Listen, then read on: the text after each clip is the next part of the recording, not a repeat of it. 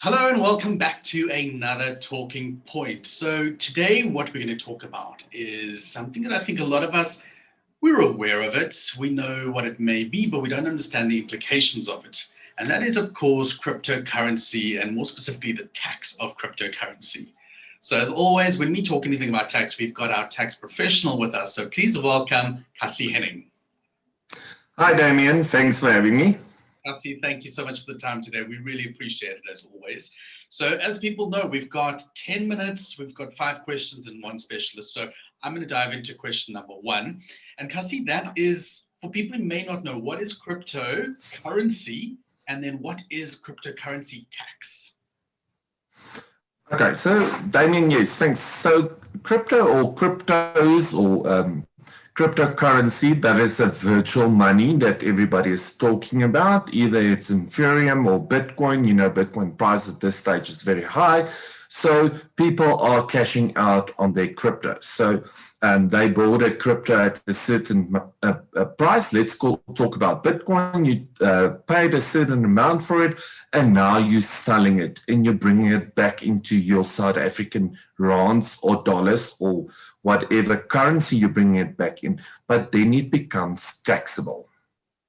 So, I mean, Cassie, for instance, now if I've got cryptocurrency, I've got it somewhere there sitting in the world, somewhere in the digital atmosphere, and I don't have a physical note or anything physical. So are we then legally obliged to declare that to SARS? And how will SARS actually know about us having crypto if it's not a physical thing? First of all cryptocurrencies are or should be declared. We always tell people declare, declare, declare. It's not to say that you will pay tax on it. Say, for instance, if we take again Bitcoin, Bitcoin is like investment. I'm buying this coin to keep it. It's virtual, whatever, and it's growing, and I will eventually make my return on my investment. So, yes, it's a virtual thing. And SARS knows if I put my money into a South African platform where I can convert my money into a crypto coin, or let's call it Bitcoin, then there's a notification to the Reserve Bank and obviously to SARS as well. So SARS might not know as yet which coin you have or where did you take that coin to, but they're aware that there is cryptos in your portfolio. Cassie, so now obviously people that are declaring their cryptocurrency, what type of tax will be paid on that amount or on that crypto? Okay, so according to SARS, there's two different types of tax. It's your normal income tax. Now, if you pay income tax, we had a lot of clients that were busy with Bitcoin mining. So your mining income that you received was actually then a normal income tax, and that would fall into your income statement, and you can deduct all your expenses of it and so on and get a profit, and then you will be taxed. But in the case where I do the investment part, I buy one and I leave it for years and I sell it again. It's the same thing as property. You bought at one price and you sold it at another price. So capital gains tax is then payable.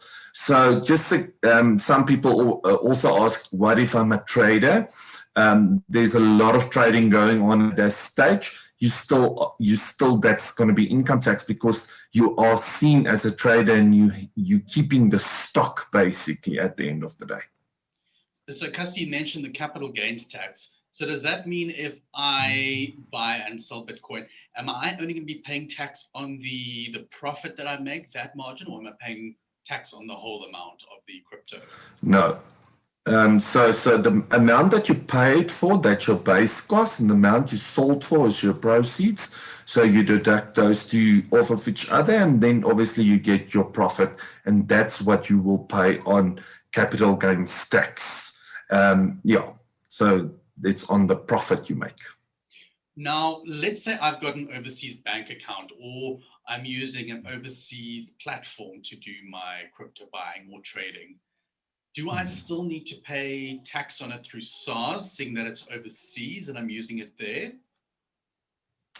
Remember, as you are a tax resident of South Africa, all monies or receipts or accruals that you have will be taxed in South Africa. If there's not a double tax treaty or some sort of tax paid somewhere else in the country or in the world, basically, you will be taxed. So don't think, and this has come back to you, this card, the new card that the people are using, the traders are using with the gold. Every time you go to Pick n Pay and you or whatever, buy your groceries and you swipe that card, you're bringing that money into a fiat currency that is taxable in your name.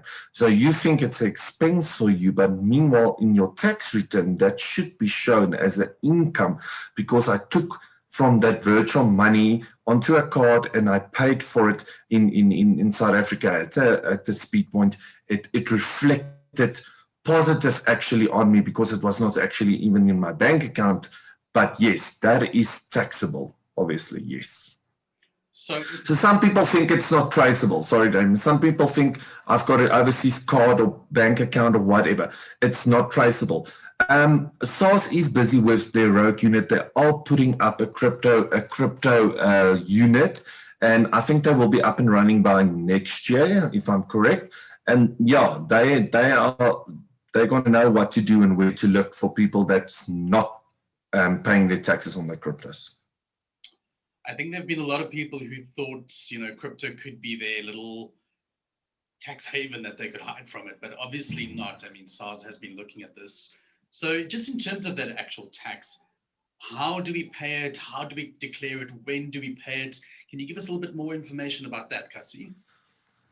So obviously financial year end is obviously 28 February for each individual or trust or company or depending.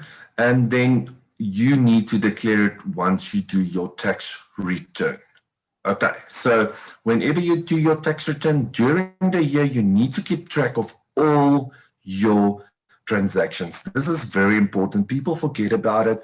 They don't know what they do. South African platforms, they give you a nice detailed transaction list or statement, but people forget what they do. And that's the unfortunate thing. If we do the accounting, we need all the information. I need to know you took one Bitcoin and you bought 10 other Polkadot coins or whatever the new coin is on the market. I need to know that because I need to bring that back to your financial statement at the end of the day and show this is my asset at the end of the day. Yeah, so with financial year end, obviously you need to get all your things up to date for 28 Feb. We're already in the financial year. We're already starting with financial statements on the trust and individuals. You need to declare it with your return. Amazing. Cassie, thank you so much for that. We really always appreciate your time. And for people with more information, I think the best would be if they join us at the webinar on the 10th of April. So if you don't know, absolutely, April, we're doing a free webinar where Cassie will be joining us as well. And there we talk all about wealth, investments, property, taxes, and all the exciting things.